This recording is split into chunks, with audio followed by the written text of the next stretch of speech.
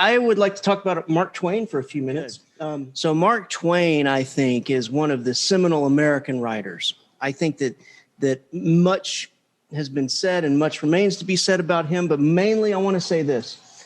When, American literature is like a conversation in a way. In the beginning, we were emulating the British and everything that they did. Everything from their coats to their carriages to their houses to if you notice the Victorian courthouses in Texas, that's the same thing. We're just emulating the British all the way up. I mean, the Victorian era was around turn of the century, 1900 turn of the century. So, I mean, we really, really were copying the British. And there was this question, when will we find our American Shakespeare? What does an American sound like? What does an American sound like? What are the rhythms? What will be our mark on literary history? And many, many, many writers tried to do it. Hang on.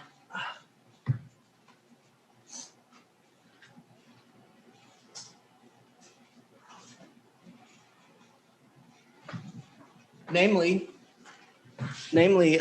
William Cullen Bryant tried to do it. And you read Bryant's Thanatopsis or whatever. To him who in the love of nature holds communion with her visible form, she speaks a various language.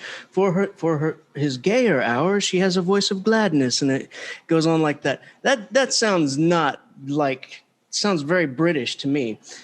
And many other poems by him, and even Longfellow, these kind of characters and early romantics, basically, they really tried to produce an American voice. Washington Irving tried with his pieces, and then we have Rip Van Winkle, and none of it all fell flat. It really, they couldn't get away from the British. And then in comes Mark Twain. And I hold with Ernest Hemingway, who said that all of American literature comes from one book, begins with one book, and that is The Adventures of Huckleberry Finn by Mr. Mark Twain. And it sounds like this. You don't know about me without you've read a book by the name of The Adventures of Tom Sawyer, but that ain't no matter. That book was made by Mr. Doggone it, you people being late.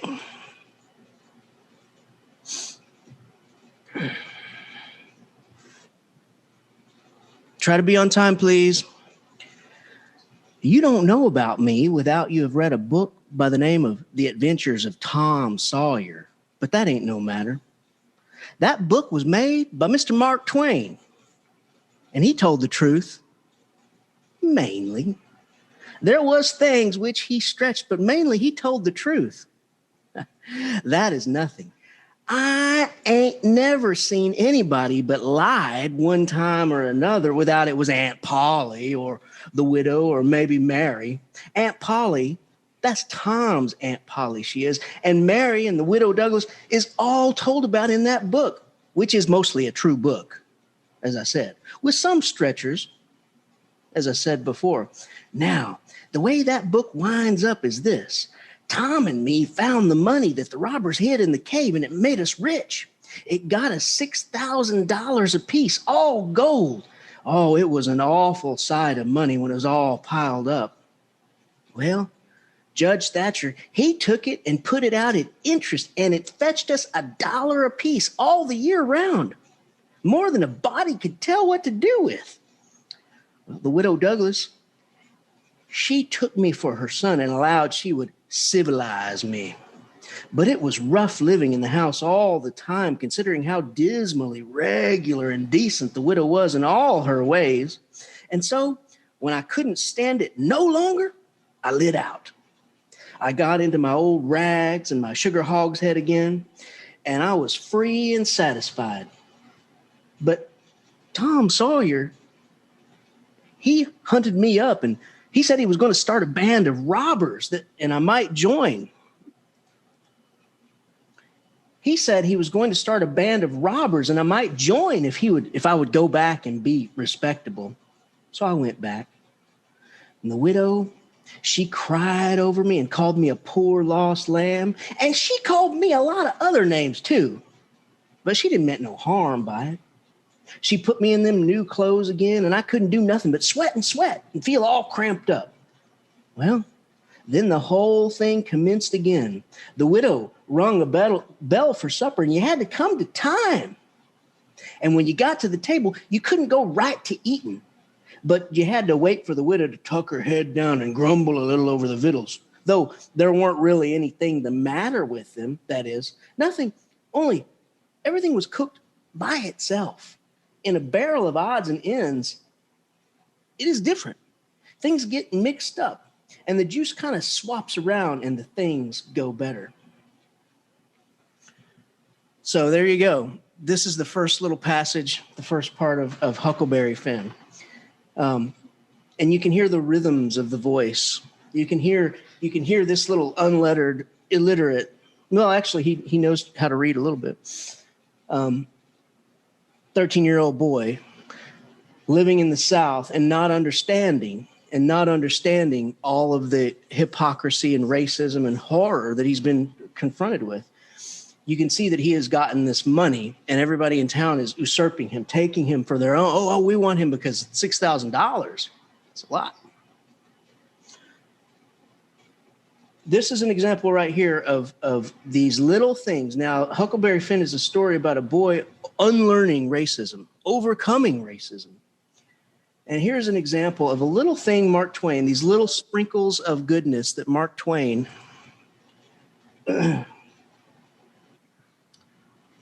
right, guys, that's 11 minutes late, and that's way too much, all right? Look, that's just, if you're not going to be here within the first 10 minutes, just don't come, all right? So this is an example of this little sprinkle of goodness. He says, everything is cooked by itself. In a barrel of odds and ends, it is different. Things get mixed up, and the juice swaps around, and things go better. Now, that sounds exactly like diversity, doesn't it?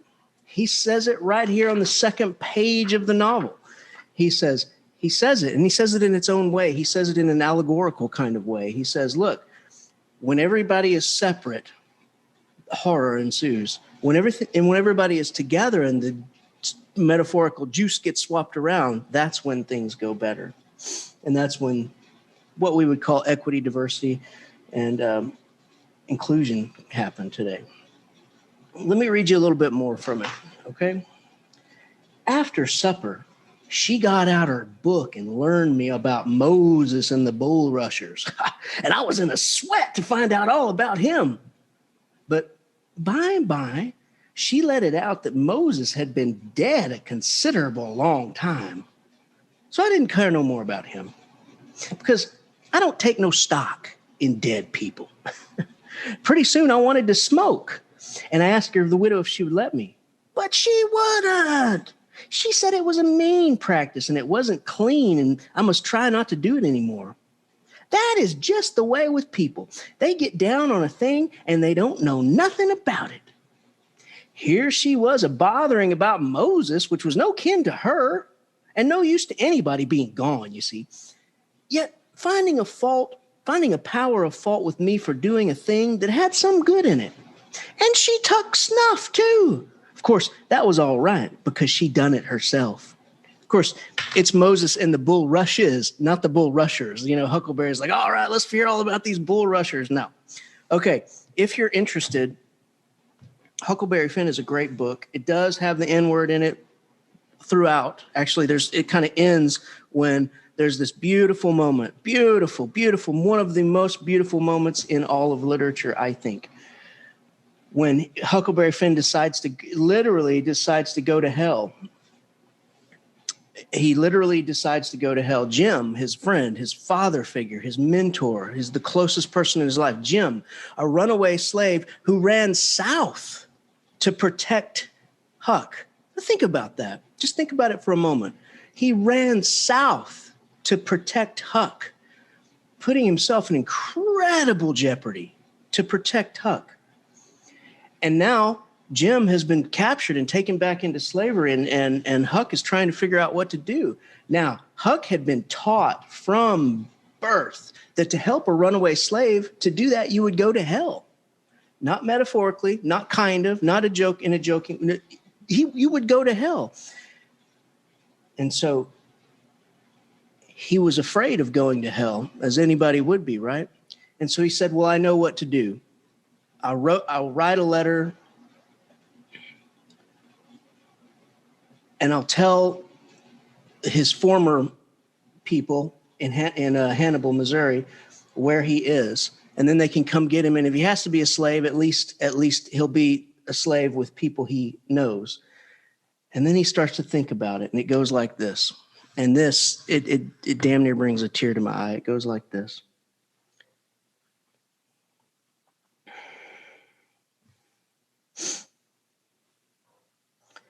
And then I got to thinking about Jim, but somehow I couldn't seem to find no places to harden me against him. Only the other kind, you see. I'd see him standing, his watch on top of mine, instead of calling me so I could go on sleeping. I see him how glad he was when I come out of the fog, and when I come to him again in the swamp, and up there where the feud was, and such like times. And would always call me honey and pet me and do everything he could think of for me, and how good he always was. And at last, I struck the time I saved him by telling him the men had smallpox aboard, and he was so grateful. And he said, I was the best friend old Jim ever had in the whole world, and the only friend he's got now. And then I happened to look around and see that paper, that letter. It was a close place. I took it up and held it in my hand. I was trembling because I'd got to decide forever betwixt two things, and I knowed it. I studied a minute, sort of holding my breath, and then says to myself, all right then, I'll go to hell, and tore it up. It was awful thoughts and awful words, but they was said. And I let them stay said, and I never thought no more about reforming. I shoved the whole thing out of my head, and I said I would take up wickedness again, which was in my line, being brung up to it, you see, and the other weren't. And for a starter, I would go to work and steal Jim out of slavery again. And if I could think of anything worse, I would do that too, because as long as I was in it and in it for good, I might as well go the whole hog. And there it is. There it is. There's the moment that he unlearns the things that society has taught him. Now, he says it in a weird way, in the way of a 13-year-old, right? He says that it must be wicked because that's what society says, but he knows deep down here that it's not. And he literally decides hell over letting his friend suffer one more moment. And I think that's beautiful literature. I think that it doesn't get much better. And that's Huckleberry Finn. Now, I want to talk about, I want you to watch a little piece of this. There is a documentary. Let's talk about Mark Twain really quickly. Mark Twain is one of the most, not only is his writing amazing, but one of the most amazing characters of all. I may have told you a little bit about this at times, but, there was this new thing called cocaine. Yeah. And so it was in the Pope's wine, and it was starting to be in various things. And you remember that it was in Coca-Cola at first, right? Cocaine. And boy, I sure do see a lot of cameras that aren't on. Brian and Sophia and Deanna and Anna and Sante and Mark and Sharon and Eric and Elena, Nicholas. You guys, I would love to see your faces. There's no reason why half the class can show me their faces and you can't. It's just common courtesy, you know.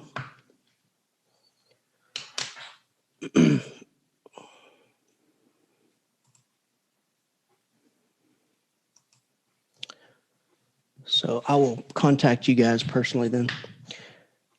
All right, so check it out. He was going south on the Mississippi River, and he was going to go be a cocaine farmer in Brazil.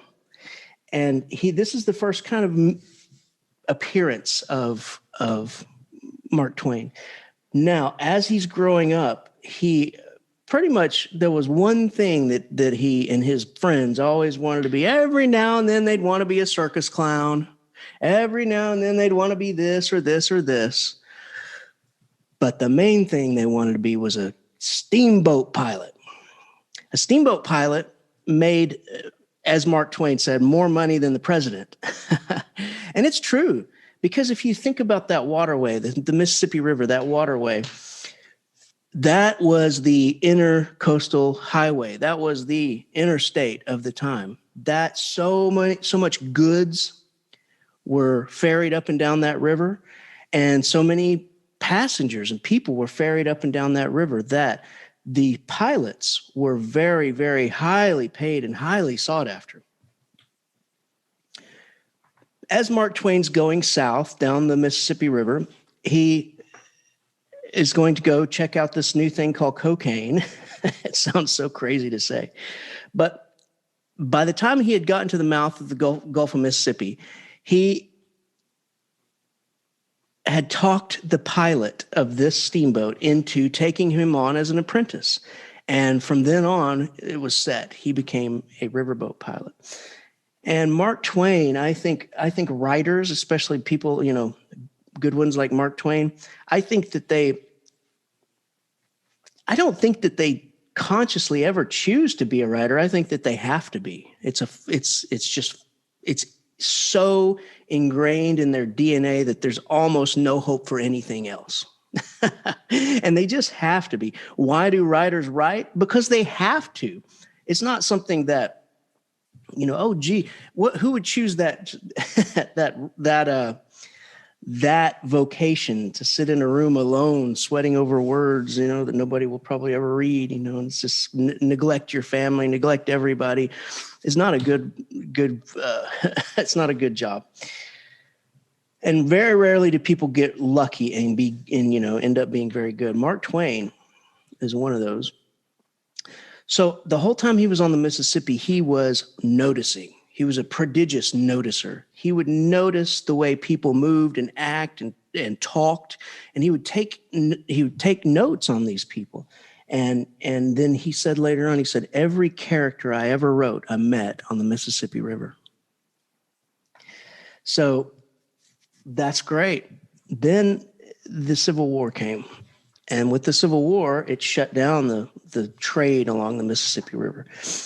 He became very depressed. He actually followed his brother Orion to San Francisco, damn near killed himself in San Francisco. Mark Twain did.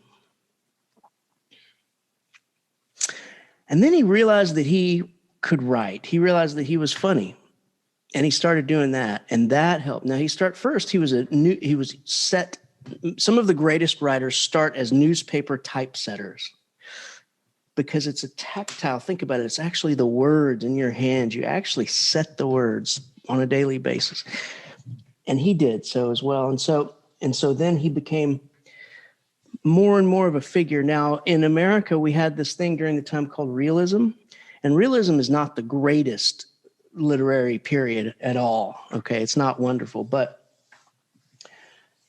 realism is this idea that you write what is there, what is true. You show the pores in the faces. You show the dirt. You show the dust.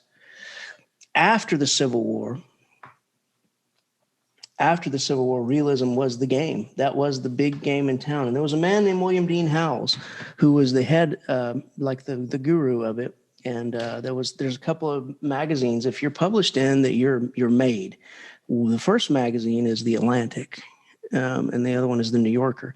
And so to be published in those, William Dean Howells, I believe, was the editor of The Atlantic at that time. And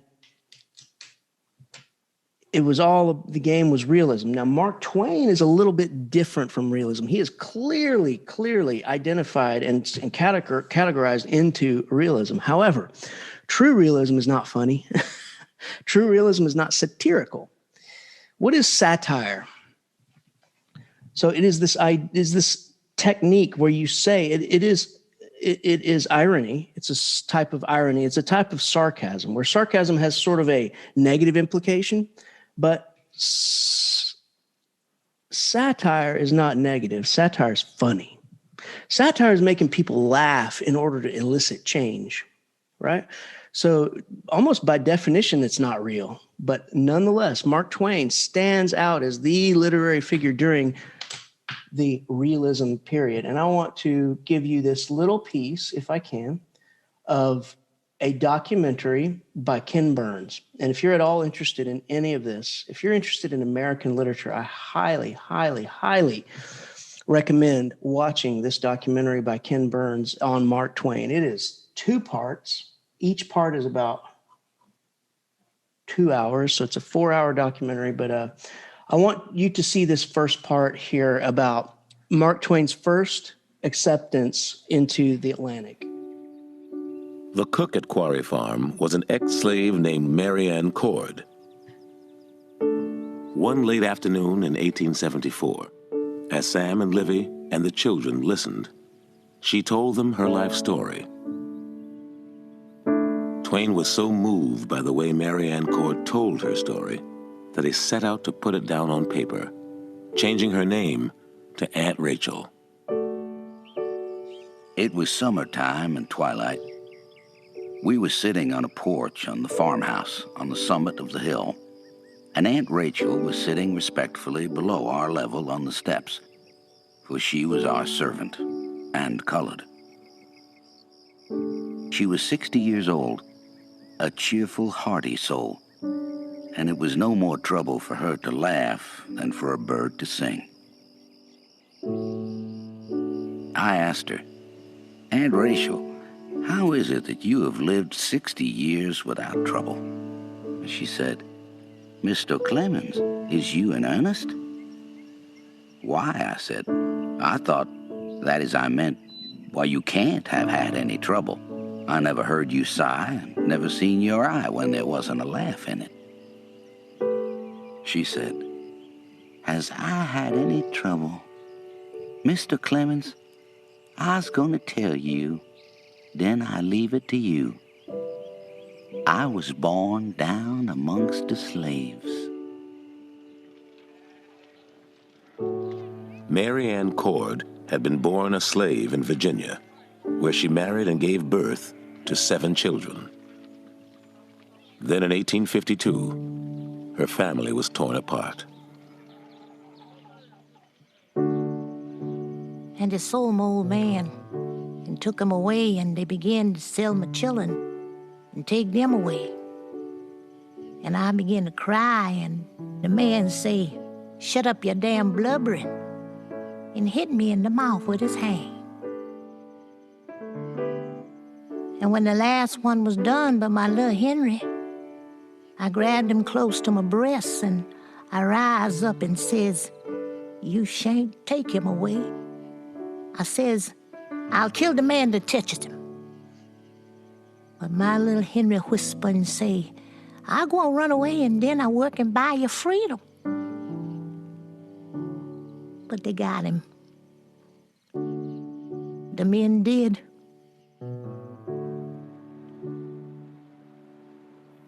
She lost touch with her husband and all her children. Years later, during the Civil War, she was living in North Carolina when black troops fighting for the Union occupied her owner's plantation and asked her to bring them breakfast. I was stooping down by the stove, and I just got the pan of hot biscuits in my hand and was about to raise up when I see a black face coming round under mine, and the eyes looking up into mine. And I just stopped right there and never budged, just gazed and gazed. And the pan began to tremble, and all of a sudden I knowed.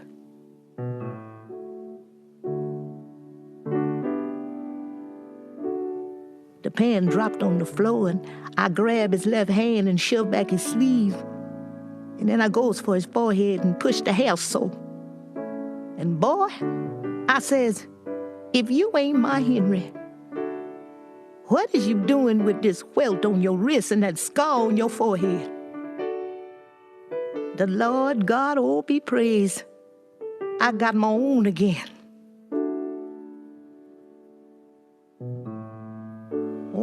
Mr. Clemens, I ain't had no trouble and no joy.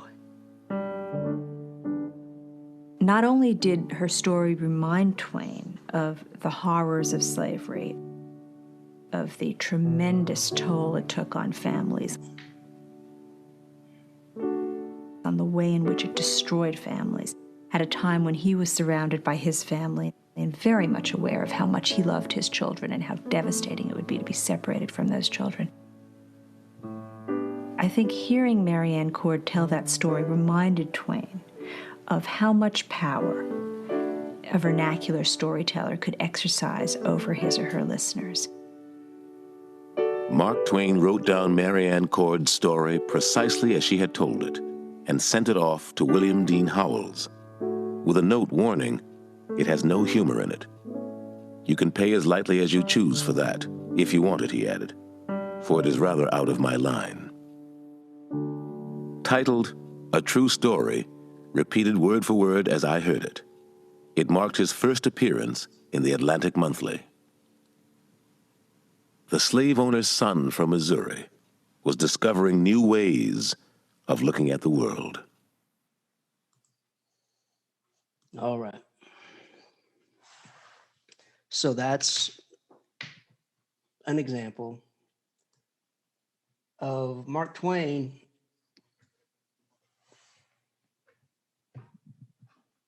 using vernacular, because he recorded Marianne Cord's every word, her every flourish, and recorded it faithfully. And he didn't do it, he did it because he wanted the world to see, to hear her story, to be reminded of the horrors of what had happened to these human beings. And so anyone who says that Mark Twain is a racist, and it's just not true. He is a fighter for equality throughout his life. He's not perfect. Mark Twain is flawed. He's a flawed human being. You know, he's got problems with anger. He's got problems with just about everything that human beings have trouble with. But now that's what I mean by this American voice. Marianne Cord's voice is the American voice. Huckleberry Finn's voice is the American voice. Jim's voice is the American's voice. Jim says things, well, dog my cats if I didn't hear something. So this is the rhythm of America. And so this is the final moment when we find ourselves as a nation. And it's not always beautiful, it's not always pretty, but as Huck Finn would say, well, I reckon it's so. All right. So now let's study what was on our list today. This is the notorious jumping frog of Calaveras County. This is one of his satirical pieces, and it is definitely in vernacular, and it goes like this. In compliance with the request of a friend of mine who wrote me from the East, I called on the good-natured, garrulous old Simon Wheeler and inquired after my friend's friend, Leonidas W. Smiley, as I was requested to do, and I hitherto append the result. I have a lurking suspicion that Leonidas W. Smiley is a myth, that my friend never knew such a personage, and that he only, sorry, it's funny to me, and that he only conjectured that if I ask old Wheeler about him, it would remind him of his infamous Jim Smiley, and he would go to work and bore me to death with some exasperating reminiscence of him, as long and as tedious as it should be useless to me. If that was his design, he succeeded. So, I mean, it's already just funny because, I mean, this friend. Have you ever known somebody who just won't shut up? You know, just talks and talks and talks and talks and talks. I see some heads nodding, right? My father is that way. God, don't ever say Custer or anything like that. Anything that Davy Crockett in his presence, because, oh, You want to talk about Davy Crockett? He'll just go on and on and on and on. And his worst part is he'll tell the same thing 12 times. Yeah, he'll go, yeah, and slap his knee and then start in on it again. Well, that is kind of like growing up with that. It's kind of like the worst case possible because you're stuck. You're like, oh God.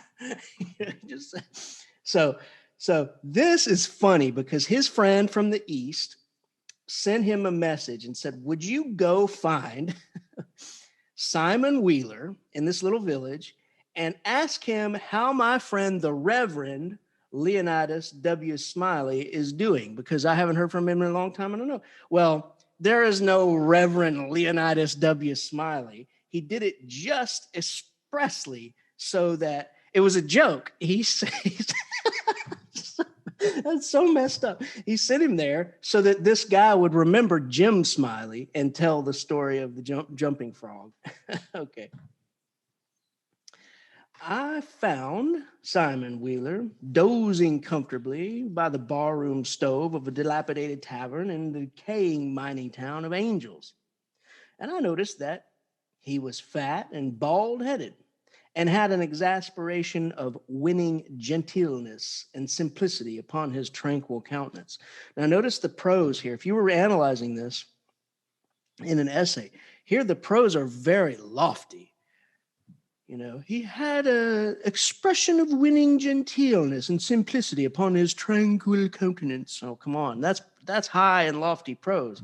In compliance with the request of a friend of mine who wrote me from the East. It's almost the Queen's English, right?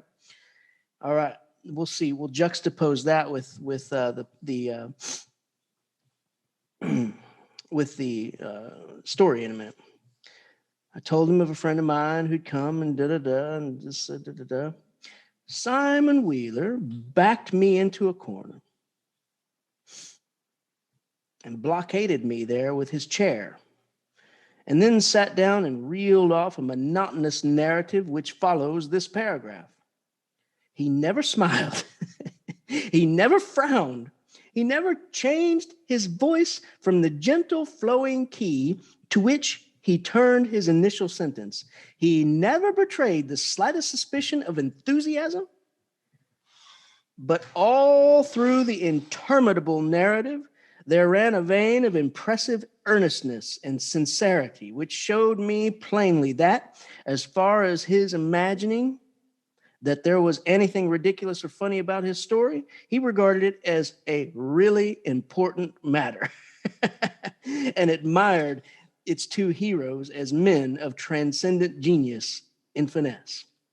I let him go on in this way and never interrupted him once. He says, Reverend Leonidas W. Well, there was a feller here one time by the name of Jim Smiley in the winter of 49. It may be it was the spring of 50. I don't recollect exactly. Somehow, though, what makes me think it was one or t'other was because I remember the big flume weren't finished when he first come to camp. But anyway, he was the curiousest man. He was the curiousest man, always betting on anything that turned up you ever see, if he could get anybody to bet on the other side. And if he couldn't, he'd change sides. Anyway, that suited that man, he would suit him. Anyway, just so long as he's got to bet, he was satisfied. But still, he was lucky, uncommon lucky. He most always come out winner. All right, so can you hear that's called local color. Now you have vernacular storytelling, great, but local color is kind of the official term for this. Local color means to record the actual rhythms and the actual sayings and the improper grammar and everything else. Now you notice the juxtaposition between the lofty prose at the beginning and then this story now.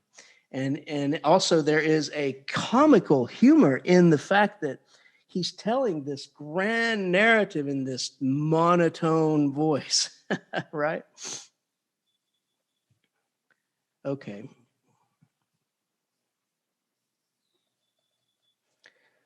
one of the funniest ones. He says, basically, he's saying, this man, Jim Smiley, would bet on anything. And you guys, that is foreign to me. I'm so not a betting man. Boy, I tell you what, I went to the casino one time when I was in tech school in Biloxi, Mississippi, lost $60. That was it. That was done. I don't like it, man. I don't like to bet. I don't see any reason for it, but it gives some people very much excitement. This man would bet on anything. If there were two birds sitting on a wire, he'd bet which one flew off first.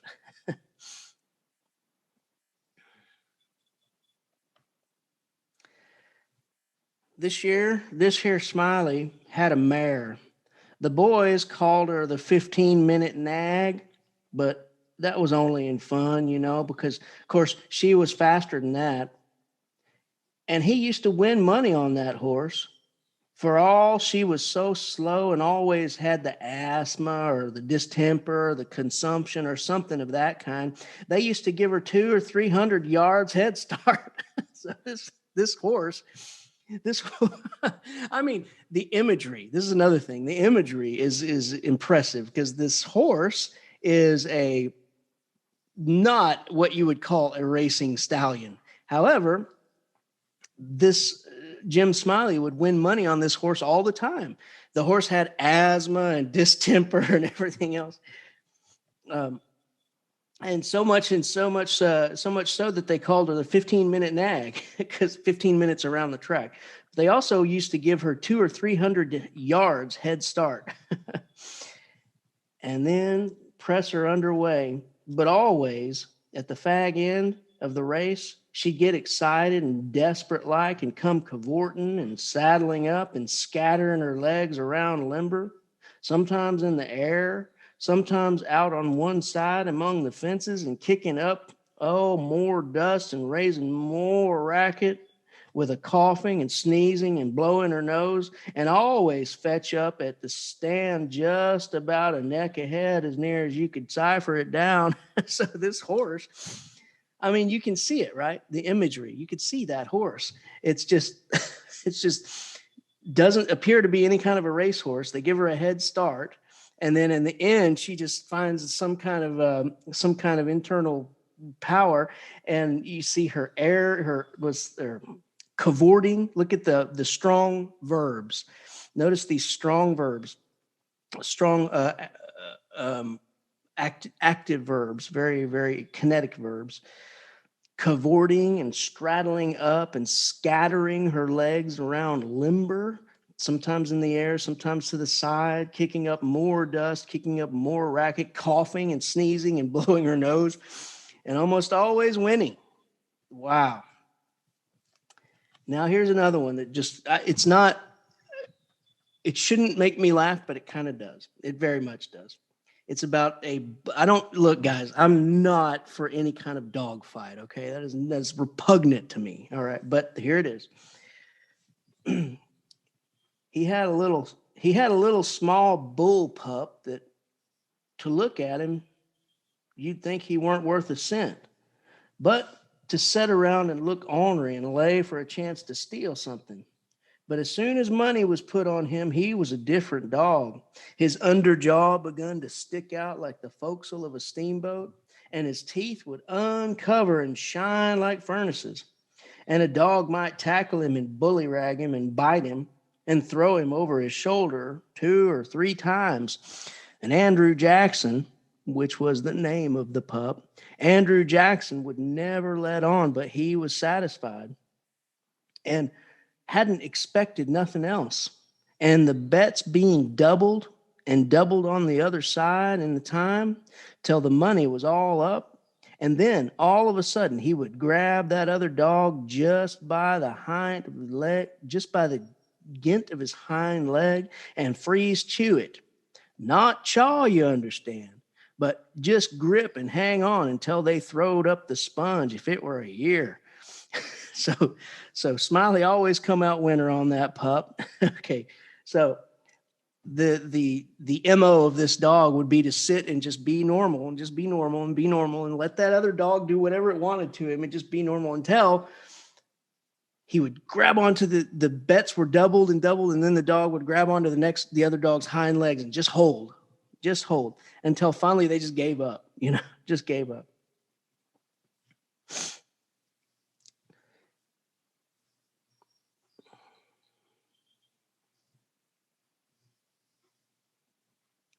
Oh, hang on. I'm kind of finding the right place to start.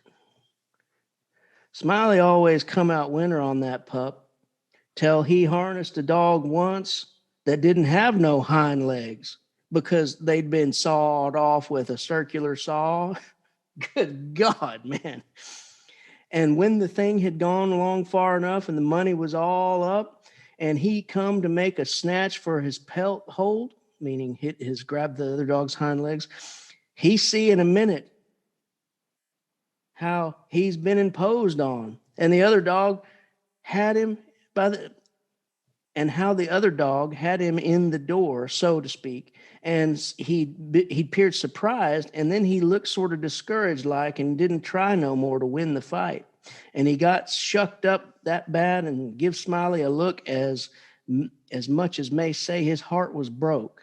And it was his fault for putting him up with a dog that had no hind legs to take hold of. So this just, I find it humorous because you see these country folks in this little mining town, and you just see this is the entertainment. Now, I'm not for fighting dogs. No way, no how. But this dog, his MO was to grab another dog by the behind legs, so someone put up a dog with no hind legs. I mean, that's funny. That's funny. Okay. Now, here we go.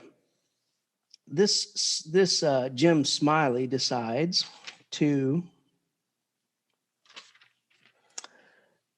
train a frog.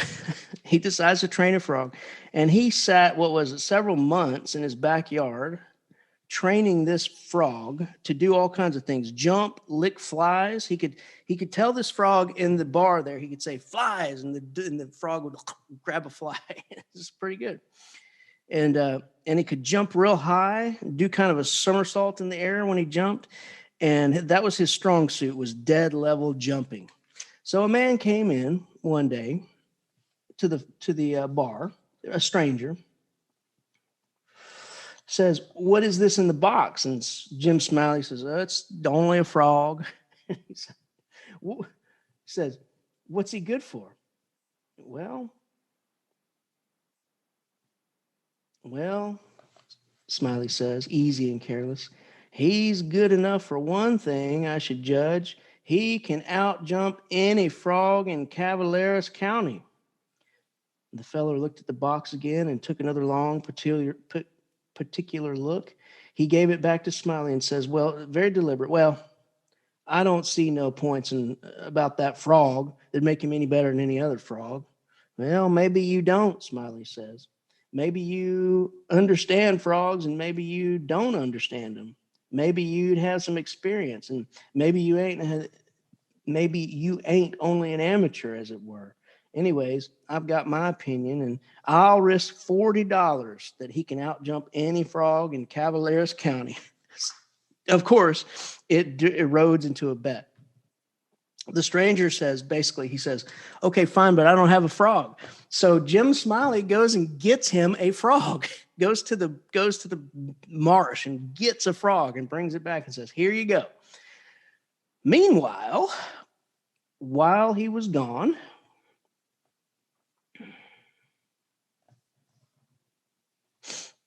so they bet $40 on it. Meanwhile, while he's gone,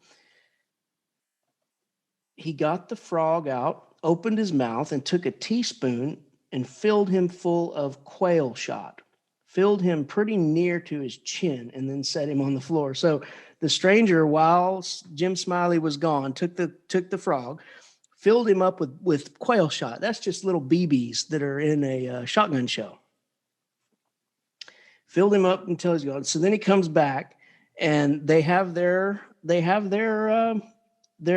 contest, and they kind of tap them both on the backside there. And of course, Smiley's frog couldn't jump at all. He just kind of, and the other guys won the $40, and he's been swindled. And he's been swindled. Yep. Well, why blame my cats if he don't weigh 5 pounds? He finally picks him up and he says, oh, he's been swindled. He's maddest man. But the other guy by that time's gone. And then, so he has to get up and go answer someone at the door. And then he says, he comes back and he says, well, I can tell you this other story. He says, he had a yeller one-eyed cow with no tail. He just said, and finally he says, forget it. He says, I did not want to hear or stick around and hear about the afflicted cow, and took my leave. So yes, this is it. And you can see it's not one of my absolute favorite Mark Twain stories, but it is one of the ones that's anthologized very, very often. Very often. What thoughts do you have about any of it? Do you see the humor? I do. I think it's funny. I mean, I think it's funny. Did you see the humor?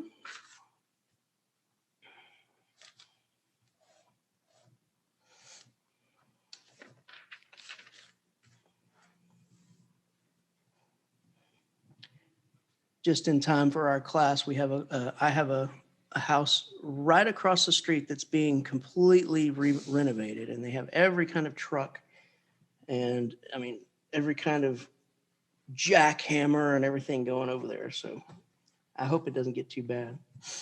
Okay, so that gives you kind of an example of local color, of vernacular storytelling, gives you kind of an example of Mark Twain's style, right?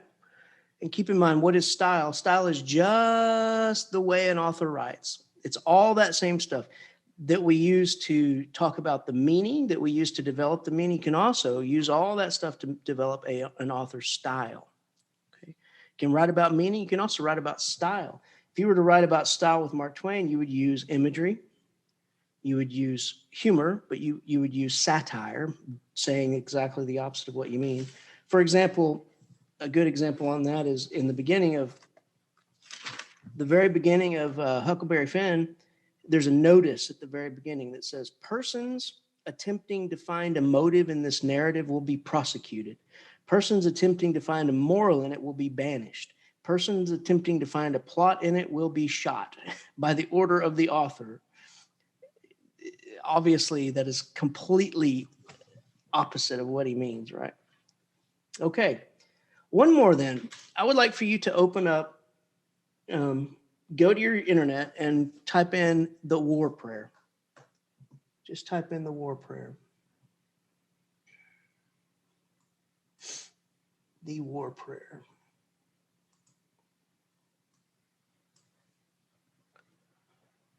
And you should find a full text version of the war prayer. You can even, I think it's just it's warprayer.org. I'd like to read this to you. This is one of Mark Twain's very famous pieces. And if my trucks outside will allow me to get through it, we'll do it. It was a time of great exulting excitement. The country was up in arms. The war was on. In every breast burned the holy fire of patriotism. The drums were beating, the bands playing, the toy pistols popping, the bunched firecrackers hissing and sputtering. On every hand and far down the receding and fading spread of rooftops and balconies, a fluttering wilderness of flags flashed in the sun. Daily, the young volunteers marched down the wide avenue, gay and fine in their new uniforms. The proud fathers and mothers and sisters and sweethearts cheering them with voices choked with happy emotion as they swung by. Nightly, the packed mass meetings listened, panting to patriot oratory, which stirred the deepest depths of their hearts, and which they interrupted at briefest intervals with cyclones of applause, the tears running down their cheeks the while. In the churches, the pastors preached devotion to flag and country and evoked the God of battles, beseeching his aid in our good cause, in outpouring and fervent eloquence which moved every listener. It was indeed a glad and gracious time.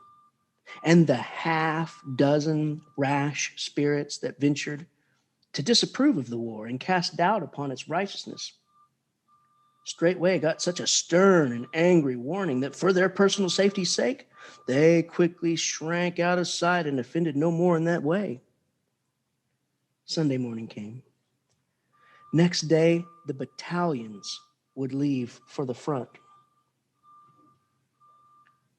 The church was filled. The volunteers were there, their young faces alight with martial dreams, visions of the stern advance, the gathering momentum, the rushing charge, the flashing sabers, the flight of the foe, the tumult, the enveloping smoke, the fierce pursuit, the surrender. Then, home from the war, bronzed heroes, welcomed, adored, submerged in golden seas of glory. With the volunteers sat their dear ones, proud and happy and envied by the neighbors and friends who had no sons and brothers to send forth to the field of honor, there to win for the flag or, failing, die the noblest of noble deaths. The service proceeded. A war chapter from the Old Testament was read. The first prayer was said, and it was followed by an organ burst that shook the building. And with one impulse, the house rose with glowing eyes and beating hearts and poured out that tremendous invocation, God, the all-terrible, thou who ordainest, thunder thy clarion and lightning thy sword. Then came the long prayer. None could remember the like of it, for passionate pleading and moving and beautiful language. The burden of its supplication was that an ever merciful and benignant Father of us all would watch over our young, noble soldiers and aid, comfort, and encourage them in their patriotic work. Bless them. Shield them in the day of battle and the hour of peril. Bear them in his mighty hand and make them strong and confident and invincible in the bloody onset.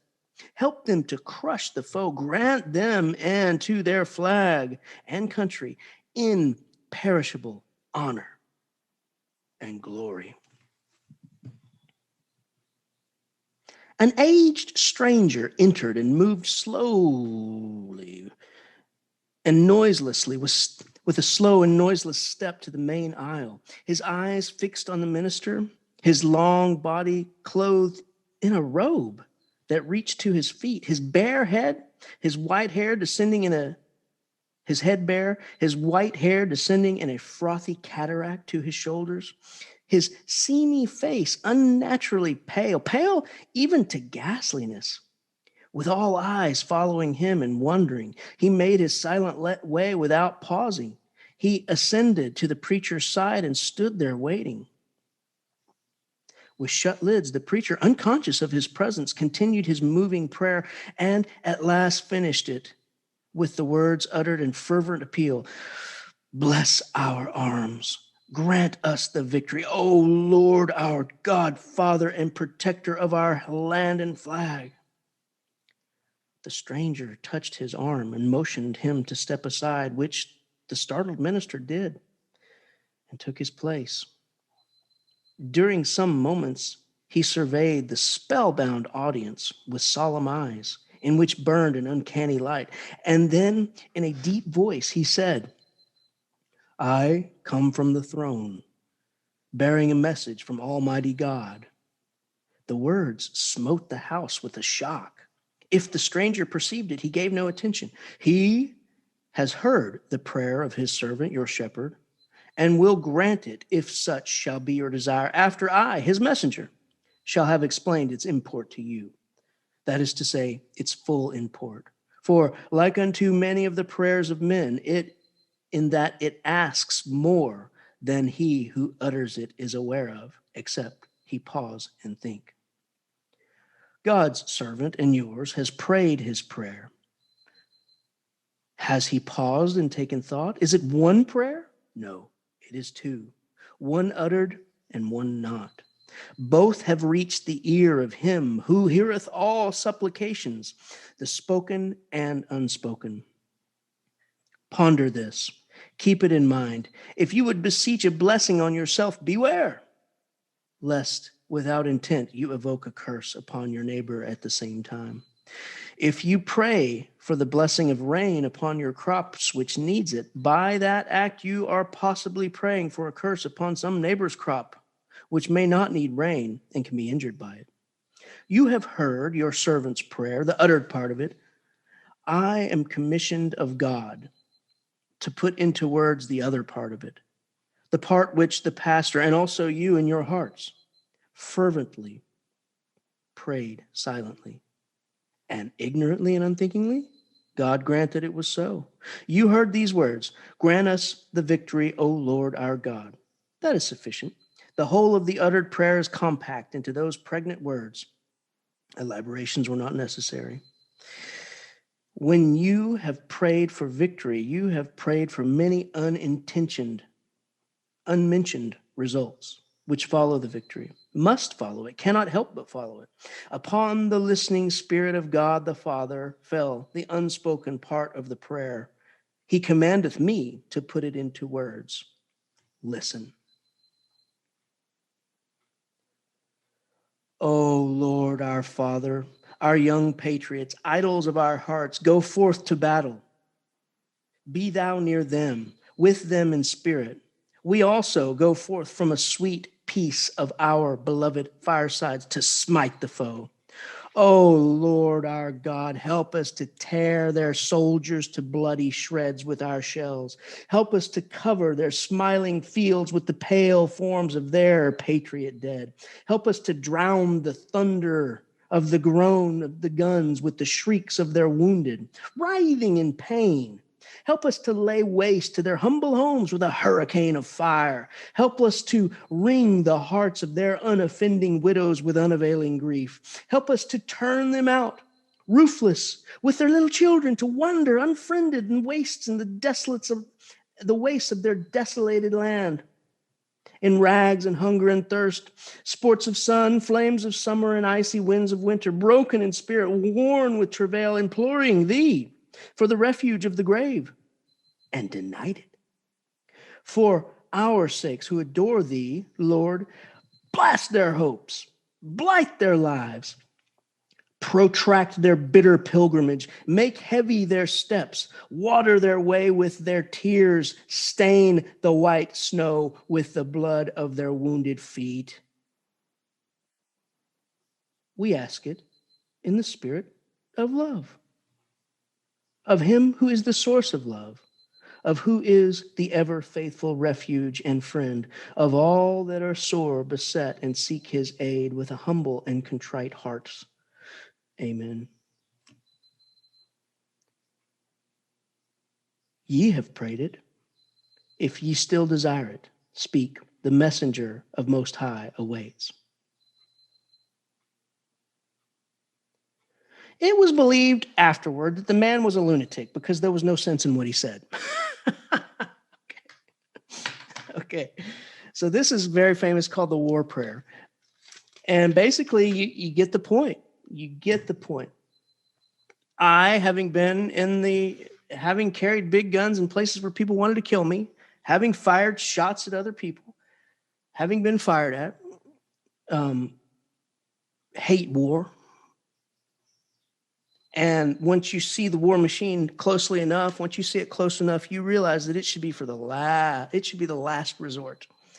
I think anyone who's seen it will know this. Gosh, I have so many friends, PTSD. I mean, wars happen in ways like this is showing. The public thinks it's patriotism. They think, oh, yes, let's go do this. But it's always somewhere else. It's always someone else's land, their homes, their people. We as Americans have never had to face the trauma of maybe a bomb will drop on our house today. And so Mark Twain, you guys, I've had a family member in almost every conflict. in the Spanish-American War, I had believe it or not, his name is Teddy Shanafelt. And he rode up San Juan Hill with Teddy Roosevelt, which is weird. But anyway, he was like his best right-hand man, I guess. I have some newspaper clippings about it. But anyway, that's the war we were talking about here. Philippine-American War. Okay, I see that. Yeah. In any event, it works for just any war. And the point is that when you pray one thing, you're asking for other events that you haven't really thought of. So I think we've seen a range, Mark Twain's range here. He has a wild range of styles, but most always he has that biting wit and that biting satire. There's even satire here. There's wit here, isn't there? Because he's showing this incredible hypocrisy of these people, how patriotic they seem, and then putting the other part into words. And then, believe it or not, in the end, that the part that gets me the most is the last sentence. It was believed afterward that the man was a lunatic because there was no sense in what he said. I mean, they still cannot be impressed upon. We have a lot of that going on today. I remember one of my favorite comedians is Chris Rock. I love the dude. And he says some stuff that's like, holy, I mean, if you look at his HBO special, Bringing on the Pain and stuff like that, man, he says some stuff that I'm like, holy cow, how can you, but he says it in a way when you approach it with humor, it just has this way of working out. And guys, the attendance is ready if you want to do that. You might think of The Daily Show, Jon Stewart. That's also satire. So many comedians are satirists. Now, some of them, ironically enough, like for example,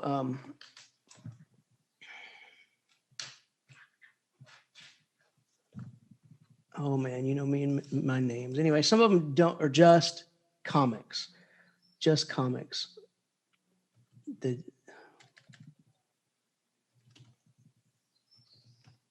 I can't remember this guy's name. Oh, Steve. He was on Saturday Night Live. He was Steve Martin. This guy, Steve Martin, he purposely never had a meaning to any of his comedy routines. He says, no, it's just funny. There's no underlying message, no satire at all. It's just funny. Steve Martin. But a lot of them do. They're really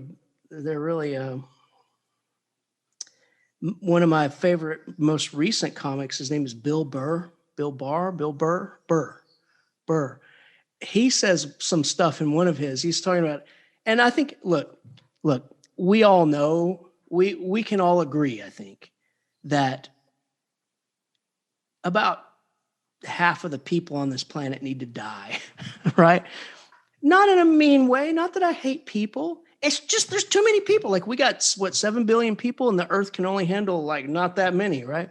And I'm not making any statement about let's go kill people, but Bill Burr says all that, and he says it in this long, hilarious way that when you get to the end of it, you really start thinking about it. There really is an overpopulation problem with this planet. You're not going to go start killing people on cruise ships, which he says, but anyway, I think humor, you guys, humor is the key to so much. It really is.